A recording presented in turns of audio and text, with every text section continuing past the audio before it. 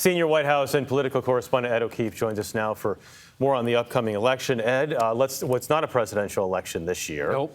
But they're both out, the current president and the former one, both active, as well as President Obama. President Trump saying a bunch of things here in the past couple of days. How is all this impacting the race right now? Well, look, they're all out essentially trying to help members of their party, maybe just give them a little lift here at the end. And you can see sort of in where they're going, where the help was needed. He started, former President Trump did, in Iowa because Senator Grassley was sort of caught in a closer than anticipated race. They think they fixed that. He's going to be in Pennsylvania, along with Presidents Biden and Obama today. And then he'll go to Florida to hold a rally with Marco Rubio, but not Ron DeSantis, who might run against him in 2024, bit of a snub there. And then ends it in Ohio, a race for the Senate that they're, keeping an eye on and could be closer than they like. President Biden, look where he's been. New Mexico, California, Illinois. Why? Because, again, Democratic, and then New York. He's going just north of here. Yeah.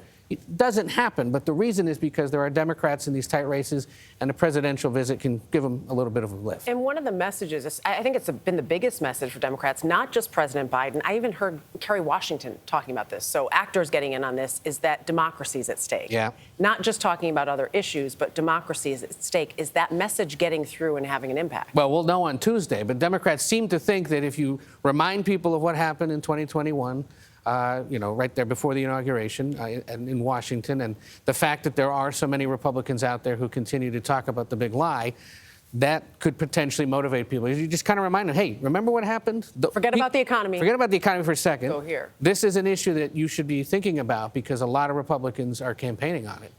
A lot of eyes on Georgia. What are the other big races out there? Georgia, of course, in its Senate race. We have big Senate races in Nevada, Arizona, Pennsylvania, of course, which is why all the presidents are there this weekend.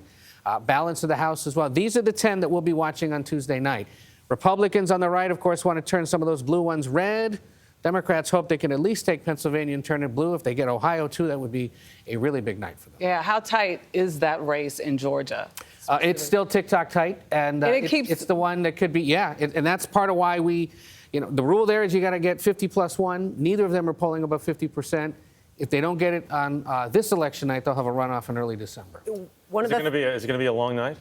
Oh, it's always a long night. I know it is. A long night and a They can be longer than others. And yes. one of the numbers we just saw flash up there, and if we can put it up again, election deniers. About 300 of them or so across the country. These are 308.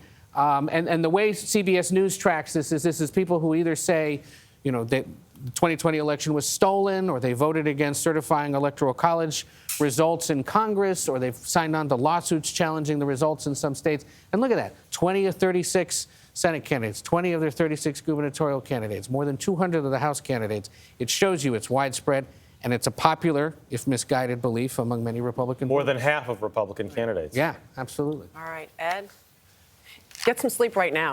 You're not getting any next week. Exactly. We appreciate it. Thank you. And happy birthday. Thank you, sir. Oh, very nice.